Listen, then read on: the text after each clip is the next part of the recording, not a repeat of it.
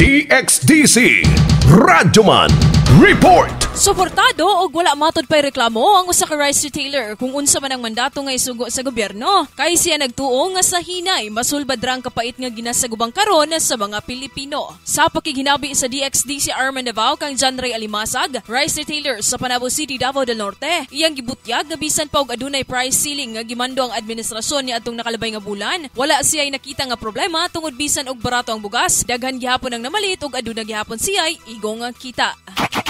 Okay naman ma'am, kay sukad atong nagkuan nagbando nga baba ang presyo na tingala mi kay abi na mo masamot may kalugi mingdaghan man noon samot amo ang customer ma'am.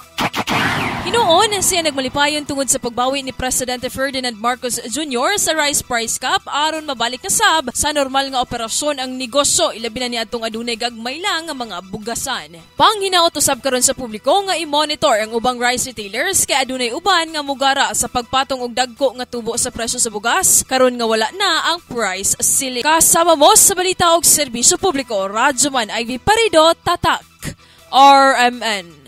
RMN News, Diretso Balitang Metro Davao.